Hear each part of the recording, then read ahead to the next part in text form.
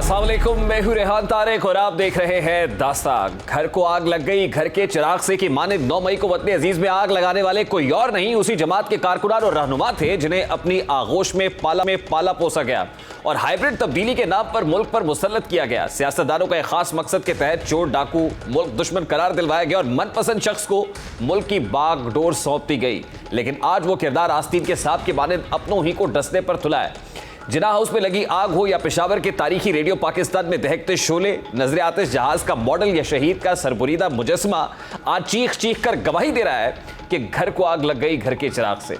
लेकिन अब इस चिराग के खिलाफ फैसला कुन कार्रवाई का फैसला किया जा चुका है।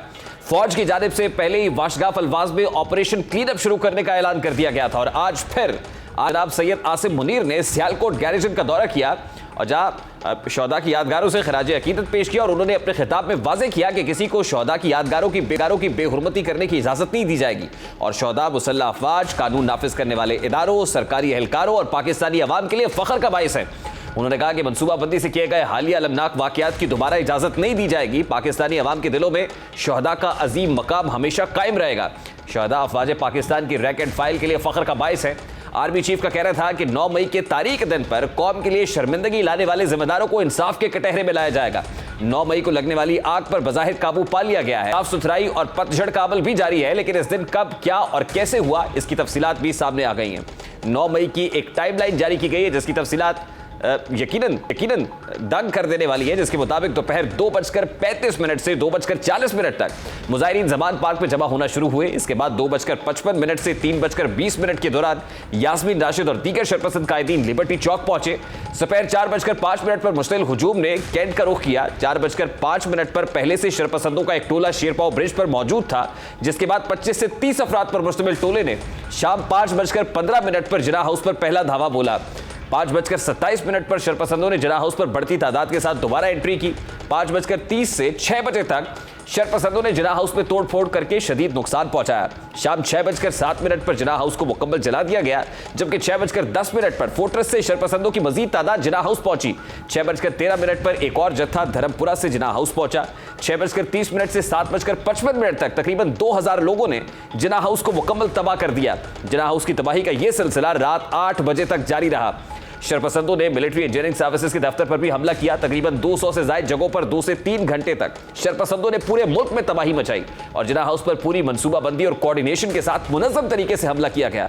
इन हमलों में मुलव्विस कुछ अफराद को गिरफ्तार कर लिया गया और बाकी अफराद की तलाश के इंटेलिजेंस एजेंसीज और फोर्स हमवक्त कार्रवाइयों में मसरूफ है। इन कार्रवाइयों के दौरान कुछ इंटेलिजेंस बेस्ड इंफॉर्मेशन आने का सिलसिला भी जारी है। नुकसान पहुंचाने के बाद पछताने और वजाहत देने का सिलसिला भी शद्दोबंद से जारी है, जिसमें खुद चेयरमैन पीटीआई इमरान खान सर फहरिस्त है, जो बार बार कभी वीडियो मैसेज और कभी बयानात के जरिए अपने आप को इन वाकयात से अलग करने की कोशिश कर रहा है। जैसे जैसे नैब केसेस में बुशरा बीबी फंसती जा रही है, वैसे वैसे इमरान खान की औरतों की इज्जत को लेकर पैगामात का सिलसिले में भी तेजी आ रही है। इमरान खान आज तो तमाम तर मलबा अफराद पर डाल रहे हैं, लेकिन उनके अपने बयानात और दस्तयाब फुटेज कुछ और ही कहानी बयान कर रही है।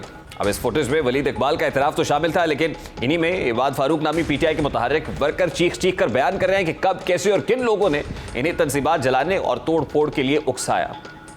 मैं मियाँ इबाद फारूक, पीटीआई का टिकट होल्डर PP149 से। आपको पता है कि जब से इमरान खान साहब पकड़े गए हैं तो हमें उसके फौरी बाद जो हमारी जो लीडरशिप है उन्होंने कॉल की, ख़ास तौर पे डॉक्टर यास्मीन साहिबा और महमूद रशीद साहब समेत सारे टिकट होल्डर्स उसमें या फिर जो लीडरशिप थी वो मौजूद थी। हमें लिबर्टी चौक बुलवाया गया और बुलवा के फिर वहाँ से हमें ये बताया गया कि आपने यहाँ से इन सब के साथ मिल के कोर्ट मर्डर हाउस जाना है और वहाँ पर आग लगानी है। दूसरी जानिब इमरान खान ने रंग बदला तो अपने आप को टक्कर के लोग कहलवाने वाले रंग बदलने लगे। ये अब तमाम वाकयात से खुद को अलग करते हुए धड़ाधड़ मजम्मती बयानात दागना शुरू हो चुके हैं। इमरान खान समेत तमाम सीनियर क़यादत खुद को बरीउज़्ज़मा और छोटे कारकुनान और रहनुमाओं को बली का बकरा बनाने पर तुल गई। जलाओ घेराओ फौजी तंसीबात को जलाने पर कुछ मुहिब वतन पीटीआई रहनुमा इतने मायूस हुए कि उन्होंने पार्टी तक छोड़ने का ऐलान कर दिया। उनमें आमिर कियानी जैसे मरकजी रहनुमा भी शामिल हैं, जो हर मुसीबत के वक्त इमरान खान के शाना बशाना रहे, लेकिन इन वाकयात के बाद वो क़यादत की दोगली पॉलिसीज पर नहायत पशेबान है। तहरीक इंसाफ मुसीबत में तो पहले ही थी, लेकिन अब टूट फूट की वजह से मंतकी अंजाम तक पहुंचने की भी करीब दिखाई दे रही। कल महमूद मौलवी, आज आमिर कैसे रुकने असम्बली संजय गंगवानी ने पार्टी ओहदों से इस्तीफा देते हुए सियासत से ही किनारा कुशी इख्तियार कर ली। मई वाला जो वाक़या हुआ है उसने हमें बड़ा, मुझे ज़ाती तौर पे परटर्ब किया है, बड़ा तकलीफ दे वाला था। मैंने 27 साल में कोई ऐसी स्टेटमेंट आज तक नहीं दी और मैं बड़ी कॉन्फिडेंटली ये बात कर, क्या हम सियासत इसलिए कर रहे हैं कि हमने अदारों को भी बीच में इन्वॉल्व कर लेना है, अब सारा निज़ाम को इन्वॉल्व कर लेना है? मैं ये नहीं मानता। मैं समझता हूँ कि बहुत ही अनफॉर्चुनेट और बहुत ही तकलीफ दे और हौलाक चीज़ मुझे सियासत से दस्तबरदार होना पड़ा, क्योंकि मैं इस किस्म की सियासत का हिस्सा नहीं बन सकता कि कल खुदा ना खास्ता पाकिस्तान पे कोई आ जाए तो उसमें मैं भी उस लिस्ट में हूँ। इस सारे मामले पर पाकिस्तान तहरीक इंसाफ के लोग ना सिर्फ पार्टी से डिस्टेंस कर रहे हैं बल्कि सियासत से ही किनारा कशी इख्तियार कर रहे हैं। इसी मामले पर बात करेंगे। इस वक्त पाकिस्तान तहरीक इंसाफ के बानी रहनुमा अकबर एस बाबर साहब हमारे साथ मौजूद है। अस्सलाम वालेकुम अकबर साहब, बहुत बहुत शुक्रिया आपके वक्त के लिए। पाकिस्तान तहरीक इंसाफ आपको डिसोन करती है लेकिन आप इस पार्टी को ओन करते हैं। आप बानी रहनुमा है तहरीक इंसाफ के। तहरीक इंसाफ में आज पतझड़ का मौसम है, खिज़ा छाई हुई है। उर्फ़ आम में इसको कह सकते हैं कि पाकिस्तान तहरीक इंसाफ के लोग जिस तरह धड़ाधड़ पार्टी से डिस्टेंस कर रहे हैं खुद को, कोई ये सॉफ्टवेयर अपडेट आई हुई है पीटीआई के अंदर? बिस्मिल्लाहिर्रहमानिर्रहीम। आपने फर्क देखा ना कि मैं आज तक पीटीआई का मेंबर हूं, मैं लड़ा हूं कि मैं पीटीआई का मेंबर हूं। हाई कोर्ट ने मेरे हक में फैसले दिए, इलेक्शन कमीशन ने मेरे हक में फैसले दिए, डबल बेंच ने मेरे हक में फैसले दिए, क्योंकि मैं पीटीआई का वो रुकन हूं जो पीटीआई को एक तब्दीली की जमात बनाने निकला था। मैं वो नहीं, उन लोगों में से नहीं हूं कि जब कश्ती डूबती है तो आप छलांग लगा देते हैं। आपको पता है ना कि कश्ती जब डूबती है तो कौन छलांग लगाता है। और ये जो मामलात हैं, जो लोग हैं जो अब छोड़ के जा रहे हैं, ये इनमें से कुछ लोग कम से कम जिनको मैं बड़े करीब से जानता हूं, वो इस कश्ती को डुबोने वालों में हैं। उन्होंने इस कश्ती को इस पे सुराख किए। आपके सामने मैं पहले दिन से कह रहा हूं कि पाकिस्तान तहरीक इंसाफ में जब ये बुराई के रास्ते पे, जब ये झूठ के रास्ते पे चली, तो मैं तो उस वक्त अकेला निकला था, मैं सफर में अकेला खड़ा था। लेकिन मैं आपके सामने ये बात कहना चाहता हूं कि याद रखिए कि पाकिस्तान में दो किस्म के हर जगह कानून होते हैं।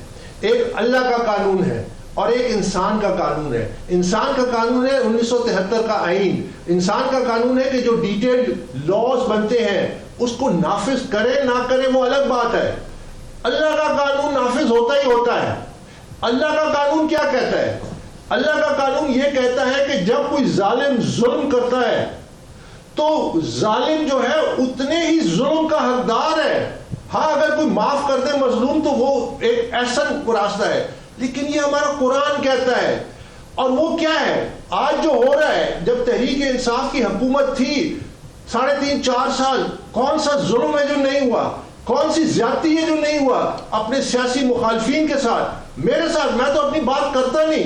जब मेरे घर के बाहर फायरिंग होती थी, जब मुझे इमरान के करीबी आके यहां बताते थे कि आपको कत्ल करने की मंसूबा बंदी हो रही है, जिसको मैंने डॉक्यूमेंट किया, मुझ पे जब जाली मुकदमात बनाए गए, तो अल्लाह का कानून क्या कहता है? जिन लोगों ने अपने सियासी मुखालफीन को नाजायज और उस केसेस में उनको करके जेल के सेल में डाला। अकबर साहब, आप ये कह रहे हैं कि पाकिस्तान तहरीक इंसाफ को इस वक्त मकाफात अमल का सामना है। आप ये कह रहे हैं, क्या पाकिस्तान तहरीक इंसाफ वही कुछ फेस कर रही है जो माजी में ये खुद करते रहे? ये कह रहे हैं आप? साथ ही मैं प्रोड्यूसर साहब को बता दूं, आपका जनरल माइक ओपन है, शायद माइक कैमरामैन से कह के ओपन करा है। जी अकबर साहब। जी आप बिल्कुल सही, मैंने ये मकाफात अमल है।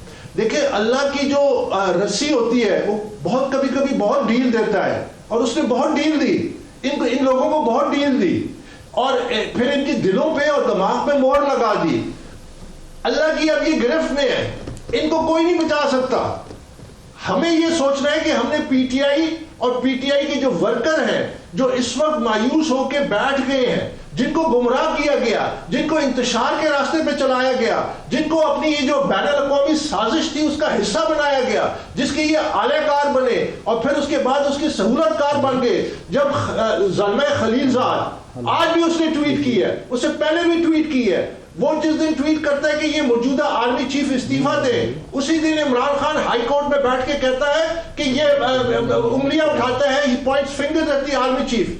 ये एक बैन अवी साजिश हो रही है पाकिस्तान के खिलाफ, और इसीलिए 6 महीने इसने तहरीक चलाई कि मौजूदा आर्मी चीफ 26 नवंबर को जब वो खत्म की कि ये जब नॉमिनेट हुए, क्या वजह थी, इनको क्या उनसे लेना देना था, इनको पता था कि ये रुकावट बनेगी, इनको पता था ये साजिश को इसके दरमियान में खड़े होंगे, और ये जो इसमें जो आलाकार थे, जो बहुत सारे थे, एक से ज्यादा थे, ये उसको नेस्तो नाबूद करना है। हमने इस इंतशार की सियासत की कमर तोड़नी है। ये पाकिस्तान की बका की जंग बन चुकी है। अकबर साहब, now PTI is paying the penalty या फेसिंग द म्यूजिक। क्या पाकिस्तान तहरीक इंसाफ में ये जो शिकस्त और रेख्त का अमल आज से बल्कि कल से हम देख रहे हैं बड़ी तेजी से शुरू हो चुका है, को फॉरवर्ड ब्लॉक पीटीआई में बनने जा रहा है? क्या पीटीआई में से कोई नई जमात निकलने जा रही है? मैं पहले दिन से कह रहा हूं कि ना इंशाल्लाह हम कोई इस पार्टी में कोई फॉरवर्ड ब्लॉक बनाएंगे, ना इसके आगे को हाथ लगाएंगे। ये ओरिजिनल पीटीआई अपने ओरिजिनल फॉर्म में इसको रिस्टोर करेंगे। ये ओरिजिनल जंग है, ये ओरिजिनल जंग है, और आज वर्कर देख रहा है, वर्कर आ रहा है, और इंशाल्लाह इकट्ठे होंगे वर्कर। जितना जल्दी इमरान खान को ये बात समझ आ जाए कि the game is over for him, the party is over. इन्होंने जिस रास्ते पे पार्टी को चलाया और मुल्क को तबाही के दहाने पे ले गया, it's over, time is up. अभी हमने ही शुड रिजाइन हिमसेल्फ। और ये जो पीटीआई के फाउंडिंग मेंबर्स हैं, हमने इकट्ठे होकर इसको इकट्ठा करना है। ये दिन दूर अब नहीं है, अब ये बहुत करीब आ गया। आपके प्रोग्राम में मैं पहले दिन से कह रहा हूं, देखिए एक बात याद रखिए, और ये जनरल पाकिस्तानीज के लिए मैसेज है कि इमरान खान की कामयाबी पाकिस्तान की नाकामी है। हम ये कभी भी नहीं होने देंगे। ये एक बैन अवी साजिश है, उस साजिश के आलाकार बन चुके हैं। और इसमें याद रखिए कि जो जिस तरह हमारे यहाँ जो सहूलतकारी हो रही है कि इंसाफ के नाम पे इंतशार फैलाया जा रहा है, कानून के नाम पे लाकानूनियत फैलाई जा रही है। आज तक आपने दुनिया में कभी देखा है किसी अदालत में कि एक हफ्ते, 2 हफ्ते, 15 दिन इन एडवांस जमानत है, जो कि अभी केस दाखिल ही नहीं हुआ, जो कि फाइल ही नहीं हुआ, उसके अगेंस्ट भी आपको जमानत दे दी गई। तो इस तरह कोई निजाम नहीं चलता। नहीं तो ये निजाम को बचाने की है। अकबर साहब, आप ये कह रहे हैं कि फाउंडिंग मेंबर्स पीटीआई के आएंगे सामने और पीटीआई को कमांड करेंगे, संभालेंगे जमात को, तो इस हवाले से कोई राब्ताकारी शुरू हो गई है? क्या फाउंडिंग मेंबर्स आपस में राब्ते में आ गए हैं, ऑर्गेनाइज होना शुरू हो गए? राब्ताकारी भी जारी थी हमेशा। मैं आपके प्रोग्राम में कहता था, राब्ते में टाइमिंग की बात होती है। पॉलिटिक्स में टाइमिंग आप डिक्टेट नहीं कर सकते। वो टाइमिंग खुद ब खुद एक वक्त आता है जहां पे चीजें जेल कर जाती है। जिस तरह अब वो वक्त आ गया है, अब जिस तरह की ये कश्ती जिस तेजी से डूब रही है, तो उबल उबल के लोग उससे निकल रहे हैं, छलांगे लगा रहे हैं। अब वर्कर परेशान है, हमने वर्कर पे फोकस करना है, हमने इसको वर्कर की जमात बनानी है, हमने इसको वर्कर के हकूक को बहाल करना है, हमने इसको वो पार्टी बनानी है जो वर्कर की सोच के मुताबिक फैसले करे। वो चंद लोगों की बादशाह ना हो जो अपनी मर्जी से टिकट ऑक्शन हो, जहां पे वह वर्कर की, हमने ये काम करना है। बिल्कुल राब्ते हो रहे हैं, और अब राब्ते बहुत बढ़ गए हैं। जब से ये हालात जिस तरह डामाडोल हुए, तो बहुत ज्यादा राब्ते हो रहे हैं। और बस दुआ कीजिए कि इंशाल्लाह, क्योंकि सियासत हमने पीटीआई एक नेशनल जमात बन चुकी है, इसकी फॉलोइंग है हर सूबे में। हमने उनको उस शिराजे को बिखरने नहीं देना, हमने उस शिराजे को इकट्ठा करना है। तो और यही मैं इमरान खान से पहले दिन से कह रहा हूं। कोई पीटीआई नजरियाती के नाम से तो जमात नहीं आ रही। हमने देखा है मुल्क की सियासी तारीख के अंदर कि पीपल्स पार्टी को तोड़ा गया तो पीपल्स पार्टी पैट्रियट सामने आई, मुस्लिम लीग नून को तोड़ा गया तो मुस्लिम लीग काफ के नाम से एक जमात सामने आ गई। फॉरवर्ड ब्लॉक्स बनते रहे हैं। तो क्या पाकिस्तान तहरीक इंसाफ में भी पीटीआई नजरियाती के नाम से तो कोई फॉरवर्ड ब्लॉक नहीं बने जा रहा? हमने पीटीआई फाउंडर्स ग्रुप के नाम से एक अपना ग्रुप तो बहुत अच्छे से बनाया हुआ है, जिसके जरिए हम फिर सबसे राब्ते में रहते हैं। तो बेसिकली वो एक ग्रुप है विद इन द पार्टी। वो अब मजीद पावरफुल होगा, उसके फोरम्स होंगे, उसमें और लोग आएंगे। लेकिन हमारा अल्टीमेट ऑब्जेक्टिव यही है कि PTI as an original PTI उसको रिस्टोर करना है। एक ही पीटीआई होगी, कोई उसमें काफ लाम वगैरह नहीं लगाएंगे। वही पीटीआई जो रजिस्टर्ड है उसको हम एक इदारा बनाएंगे और उसके अंदर से लीडरशिप निकलेगी और एक डेमोक्रेटिक पार्टी होगी जो पाकिस्तान को एक साफ सुथरी, काबिल और बासलियत क़यादत मुहैया कर सके। ये हमारा मकसद है पीटीआई की इस्लाह का और सियासत का। ये जंग जो 10 साल से जारी है, ये अब मेरे नजदीक अब ये मंतकी अंजाम के करीब आ गई है। पीटीआई में क्या इमरान खान आपके अंडर काम करेंगे? नहीं, इमरान खान तो देखिए फाउंडिंग चेयरमैन ऑफ पीटीआई है। He was first amongst equals. मेरे नजदीक इमरान खान अपनी इनिंग्स खेल चुके हैं। क्रिकेट में भी एक वक्त आता है जहां पे आप रिटायर हो जाते हैं। ये जितने इस वक्त परफॉर्मर्स हैं जिन्होंने इस कश्ती को डुबोया, वो अब एक एक करके रिटायर हो रहे हैं। So I think the time has come for Imran also to retire. किसकी इनिंग शुरू हो रही है सर? एग्जिट इनिंग किसकी शुरू हो रही है? इमरान खान की इनिंग खत्म हो रही है, तो किसकी इनिंग शुरू होने जा रही है? देखिए, हमारा मकसद किसी जात, किसी इंडिविजुअल को प्रमोट नहीं करे, बशमूल मेरे। हमने पार्टी के नजरिए को बहाल करना है, हमने पार्टी को एक कलेक्टिव लीडरशिप का कॉन्सेप्ट लाना है, हमने इसको एक डेमोक्रेटिक पार्टी बनाना है, हमने इसको इंतशार खत्म करना है, हमने इसमें पैसे का जो कंट्रोल है कि टिकटें जो है लिटरली ऑक्शन होती है और एक दफा नहीं, हर इलेक्शन में, और हर इलेक्शन में इमरान खान कहता है अगली दफा मैं देखूंगा, जबकि वो उस दफा भी देख रहा होता है। He is personally involve, personally monitoring it, personally supervising it, और फिर कहते हैं अगली दफा मैं फिर दूंगा, because it's not an institution. आज पार्टी का जो ये हाल है, आज जो इसका जो शिराजा बिखर रहा है, ये कभी भी ना होता कि अगर ये डेमोक्रेटिक पार्टी होती है, डिसीजन मेकिंग डेमोक्रेसी। इधर मैं एक बात जरूर एक और कहना चाहता हूँ कि देखिए, पाकिस्तान जिस नहज पे पहुंच चुका है, ये इंतशार को अब आप मजीद बर्दाश्त नहीं कर सकते। और ये जो इदारे हैं, ये याद रखिए कि जो हमारे इंसाफ के इदारे हैं, ये अब ऐसा ना हो कि एक वक्त है कि ये तमाम इदारे गैर फाल हो जाए। आज जो बहस चल रही है मिलिट्री कोर्ट्स की के जरिए केसेस चलने की, दूसरे चलने की, याद रखिए कि आपने जब वो रास्ते बंद कर देंगे, कहीं ना कहीं से रास्ता निकालना होगा, कोई ना कोई लीगल रास्ता नहीं, इंतशार नहीं हो सकता। आपने लीगल लॉफुल तरीके से इस इंतशार को with the full force of law crush करना है। हमारी अनफॉर्चुनेटली हमारा जो आईन है, इसके सहूलतकार बन गए हैं, इसके ठेकेदार बन गए, इसमें बड़े बड़े वकील भी शामिल हैं, इसमें बड़े बड़े सियासी जमातों के रहनुमा भी शामिल हैं। एक तरफ वो इस आईन को नाफिज नहीं करते और दूसरी तरफ कहते हैं ये आईन मुकद्दस है। इस आईन ने अवाम को क्या दिया? इस आईन ने अवाम को रोजगार दिया, इंसाफ दिया, इसको तहफ़्फ़ुज़ दिया। मैं तो कहता हूँ आईन को नाफिज करें। तो ये जो आईन के ठेकेदार बने हुए हैं, मैं इनको कहता हूँ कि या तो इस आईन को नाफिज करें या फिर ऐसे रास्ते लीगल जो भी रास्ता मिलता है कि इस आईन को नाफिज जुडिशरी से मुखातिब और हैं? ये जो पॉलिटिक्स कौन बना हुआ? मतलब आप जुडिशरी से मुखातिब? देखिए, मैं जो जुडिशरी, मुझे आप ये बताइए कि आज तक दुनिया की तारीख में ये हुआ है जो पिछले चंद हफ्तों से हो रहा है कि यानी एक शख्स जिसपे इल्जाम है और एक जगह पे फॉरेन फंडिंग उस पर साबित हो चुकी है, इलेक्शन कमीशन ने कहा है कि ये साबित हो चुका है, आप उसको किस तरह वेलकम करते हैं? आप कैसे इन एडवांस में 15 दिन की जो केस फाइल नहीं हुआ आप उसको जमानत देते हैं? ये तो दुनिया में नहीं हुआ। आप क्या मैसेज दे रहे हैं? आप ये मैसेज तो अकबर साहब, ये तहरीक इंसाफ के अंदर तो फिर अलोन प्रॉब्लम नहीं है ना, इदारों का भी प्रॉब्लम है, इदारों की अना भी है, आपस में लड़ाई भी है। तो ऐसे मौके पे एक लार्जर स्केल के ऊपर मुज़ाकरात की बात हो रही है। सदर मुमलिकत ने भी आज एक ख़त लिखा है, नेगोशिएशन की, आपस में बैठ के डायलॉग की बात हो रही है। तो आपको लगता है ये हल है, या ये फिर यही हल है कि पाकिस्तान तहरीक इंसाफ जो इस वक्त जिस हालत में, इसको ख़त्म किया जाए, फिर ही आगे बढ़ा जा सकता है? खत्म करने की बात नहीं हो रही, बात हो रही है कि आपने लॉ ऑफ द लैंड को नाफिज करना है।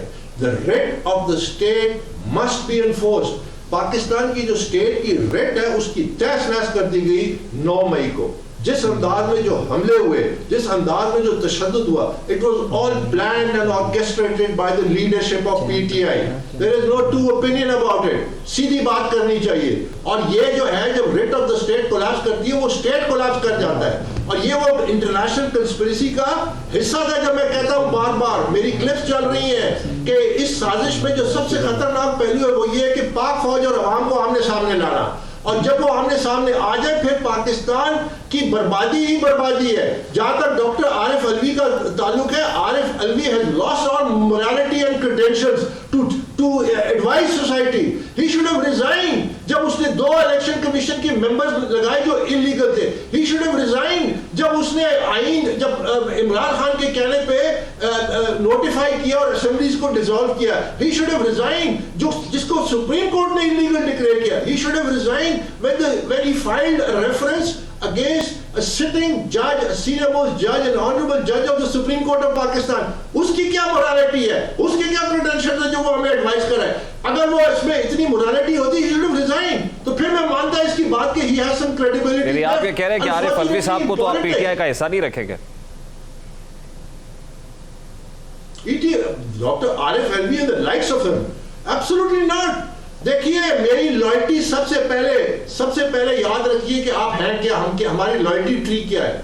सबसे पहले मैं इंसान हूं, उसके बाद मैं मुसलमान हूं, उसके बाद मैं पाकिस्तानी हूं। पीटीआई तो बहुत बाद में आती है, मेरी ये लॉयल्टी की ट्री है। मैंने पीटीआई, उसके बाद पीटीआई आती है। आपने क्या अपने मुल्क से लॉयल्टी की, आपने क्या वफादारी की, या आप एक शख्स की वफादारी के पीछे लगे हुए थे कि जिसने आपको सदर लगाया। इसको बेसिक हल्फ जो उसने लिया वो आईन पाकिस्तान का था, वो कोई आईन इमरान नहीं था। इसलिए उसने तो बिट्रे किया अपने हल्फ को और 3 दफा साबित हुआ। He should have resigned. अच्छा, अकबर साहब, people will have no place in PTI. Akbar साहब मुझे ब्रेक लेनी है। मुझे लास्टली बताइएगा, जहांगीर तरीन साहब के एक्टिव होने से मुताल्लिक भी बात की जा रही है कि वो भी एक्टिव मुतहर्रिक हो रहे हैं पाकिस्तान तहरीक इंसाफ में। अब कुछ नए चेहरे आएंगे, तो इन नए चेहरों के हवाले से भी आपके पास कुछ इतलात है? अगर आप राब्ते में हैं तो कौन कौन से नए चेहरे हमें देखने को मिलेंगे? मुझे इन बातों का कोई हवाला, मेरे पास कोई ऐसी इंफॉर्मेशन नहीं है जो मैं शेयर कर सकूं। मुझे सिर्फ इतना पता है कि वर्कर लेवल पे डिस्ट्रिक्ट्स में इस वक्त हिलजुल है। इस वक्त वर्कर्स बहुत परटर्ब्ड है, बहुत परेशान है और वो डायरेक्शन मांगते हैं। वो क्योंकि लीडरशिप ने उनको फेल कर दिया, लीडरशिप ने उनको बिट्रे किया, not just one account but on several accounts. तो वो जो वर्कर है उसको जो लीडरशिप इंशाल्लाह पीटीआई के जो मौजूदा लीडर्स हैं, देखिए जिन लोगों ने पीटीआई को बनाई वो आज कहाँ है? मुझे बताया ना कि पीटीआई की जो इस वक्त आपको नजर आते हैं, वेयर इज सईदुल्लाह नियाज़ी, जो पीटीआई का फाउंडिंग प्रेसिडेंट पंजाब का, वो हमारे साथ है। जिसने इमरान खान का फर्स्ट कजन है, वेयर इज फौजिया कसूरी, जो founding president PTI women's wing, जिसने पीटीआई वुमेन्स विंग बनाई और अपनी लाइफ जिंदगी लगाई उसको बनाने में, वो where is she?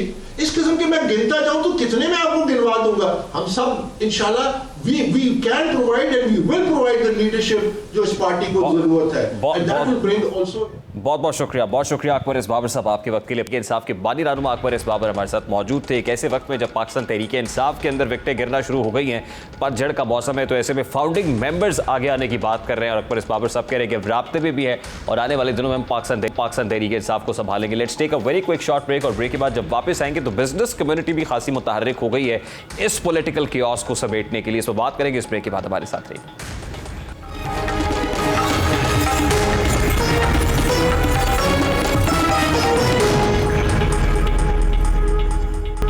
Tehreek Insaf अपने ही बयानिए के बोझ तले दबी अब सिस्कियां ले रही है। 9 मई को होने वाले वाकयात जिसे इनकलाब का नाम दिया जा रहा था, बुलवाइयों को इस इनकलाब से राह फरार का रास्ता दिया जा रहा है। नफरत की आग में ही अपने ही घर को जलाने वाले अब मुंह छुपाते फिर रहे हैं, क्योंकि नफरत की आग कभी पानी से नहीं बुझती है। जिन्होंने नफरत का ये बीज बोया था माफिया मांगते फिर रहे हैं, लेकिन जब आग लगती है तो फिर वो अपना पराया नहीं देखती, सब जलाकर राख कर देती है। अब आपको हर तरफ माफी नामे नजर आ रहे हैं।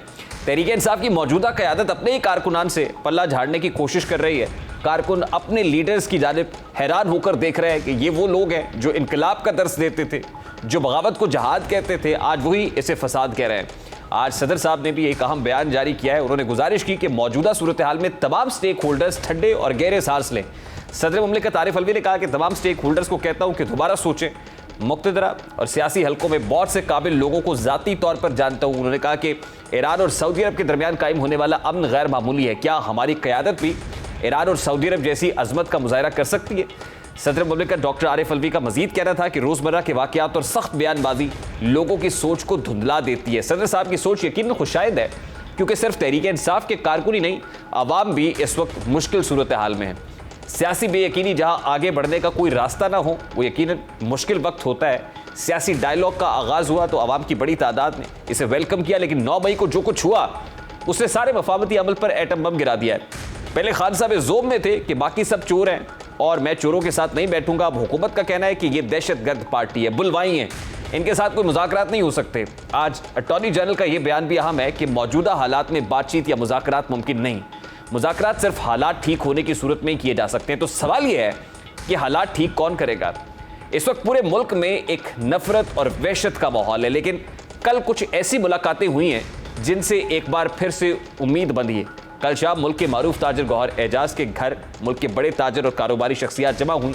उनमें कराची से ताल्लुक़ रखने वाले बिजनेसमैन अकील करीम ढेडी, मीडिया और तालीमी शोबे के बिजनेसमैन मियां आमिर महमूद, इंडस अस्पताल चलाने वाले मियां एहसान और लाहौर चैम्बर ऑफ कॉमर्स के साबिक चेयरमैन अलमास हैदर समेत 1 दर्जन से जायद कारोबारी शख्सियात शामिल थी। मुल्क के चोटी के कारोबारी अफराद का ये इकट्ठ पाकिस्तान की जारी सियासी सूरत हाल से मुताल्लिक था। शुरका ने इस बात का इजहार किया कि मौजूदा सियासी कशमकश मुल्क को दरपेश मसाइल में इजाफे का सबब बन रही है। इस अहम मुलाकात के बाद एक करारदाद मंजूर की गई जिसके मुताबिक ताजिर बरादरी ने इस अज़्म का अदा किया है कि मौजूदा सियासी बहरान के हल के लिए हम तमाम स्टेक होल्डर से बिलमुशाफा मिलेंगे। इसके लिए वज़ीर आज़म शहबाज शरीफ, इमरान खान, नवाज शरीफ, सदर Arif Alvi, chief of the army staff Asim Munir और आसिफ जरदारी से भी मुलाकात की जाएगी और जिस हद तक भी मुमकिन हो सका सियासी पारे को कम करने की कोशिश की जाएगी। गौर एजाज ने अपने घर होने वाली इस बैठक की तस्दीक करते हुए कहा कि उम्मीद है हालात बेहतर होंगे। कई घंटे जारी रहने के बाद कराची की मारूफ कारोबारी शख्सियत अकील करीम ढेडी वहां से सीधे जमान पार्क पहुंचे और उन्होंने इमरान खान से काफी तवील मुलाकात की। अब मौजूदा सूरत हाल में यह बात तो वाज़ेह है कि मामला बातचीत से ही ठीक होंगे। मुल्क की मईशत पहले ही वेंटिलेटर पर थी और अब जारी इनकलाब ने मुल्क की साख को भी नाकाबिले तलाफी नुकसान पहुंचाया। ऐसे वक्त में मुज़ाकरात और ताजिर बरादरी के किरदार से क्या बेहतरी मुमकिन हो सकेगी, ये हमारा सवाल भी है और दुआ भी है कि मुल्क के हालात बेहतर होने चाहिए। पॉलिटिकल स्टेबिलिटी होगी, इकोनॉमिक स्टेबिलिटी आएगी और उससे कॉमनर के हालात ज़िंदगी बेहतर होंगे। एक क्विक शॉर्ट ब्रेक लेते हैं। ब्रेक के बाद जब वापस आएंगे तो एक नहीं दो पाकिस्तान किस तरह से है और निज़ाम इंसाफ भी दो तरह के पलड़े कैसे, बात करेंगे इस ब्रेक के बाद। हमारे साथ है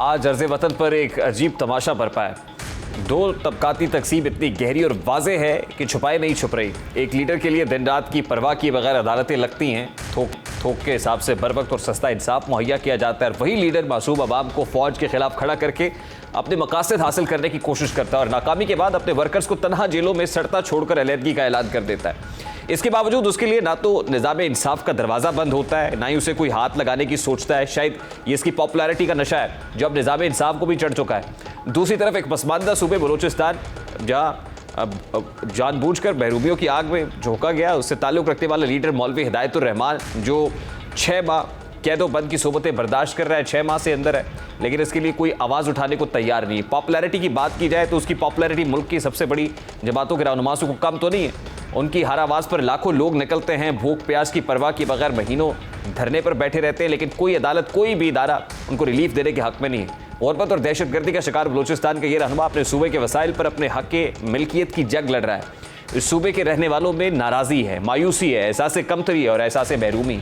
मौलवी हिदायतुर रहमान मुतालिबात जो सामने रख रहे हैं वो मासूमाना है, उनकी ख्वाहिशें बुनियादी हैं। वो अपने लोगों के पीने के लिए साफ़ पानी और बिजली के तलबगार हैं। रोज़गार के वो मौके जो उन्हें मिलने चाहिए वो किसी और को दिए जा रहे हैं, वो इस पर भी सरापा एहतजाज है। 24 घंटों में 4 नहीं सिर्फ 12 घंटे बिजली की फराहमी की मुतमन्नी है। अपने बच्चों की गैर कानूनी हिरासत और मसखशुदा लाशों की रोकथाम के लिए वो रिवायती बयानबाजी की बजाय अमली इक़दाम करने के ख्वाहिशमंद है, लेकिन पहले की तरह आज भी अरबाब इख्तियार उनके मुतालबात पर कान धरने को तैयार नहीं, जिससे उनके गिले शिकवे पहले से ज़्यादा एहसास तब्दील हो चुके हैं। मौलाना हिदायतुर रहमान का शिकवा क्या है, वो क्या कह रहे हैं, जरा उनकी ज़ुबानी सुनता है। जहाँ दोहरा मैयार है, अपने लाडलों के लिए जो है ना मेहमानदारी है, इमरान खान के लिए मेहमानदारी है, लाडला है। इंशाल्लाह ये लाडला ना निज़ाम पाकिस्तान में नहीं चलेगा। जो लाडला ना, जो किसी का लाडला होता है, फिर किसी का लाडला होता है, फिर किसी का लाडला होता है, लाडला वाला निज़ाम नहीं चलेगा। एक निज़ाम पाकिस्तान में चाहिए। एक मुहब्बे वतन पाकिस्तानी है, आज़ादी उनका भी हक है, वसाइल की मुनसिफाना तकसीम पर आवाज़ उठाना उनका भी जायज़ आइनी और कानूनी हक है, जिसे हर सूरत तस्लीम किया जाना चाहिए। आज एक तरफ इंसाफ का और मयार है और दूसरी तरफ इंसाफ का एक और मयार है। प्रोग्राम का वक्त अपने इख्तिताम को पहुंचा। आपसे मुलाकात होगी इंशाअल्लाह कल। अपना रखिए ख्याल। अल्लाह हाफ़िज़।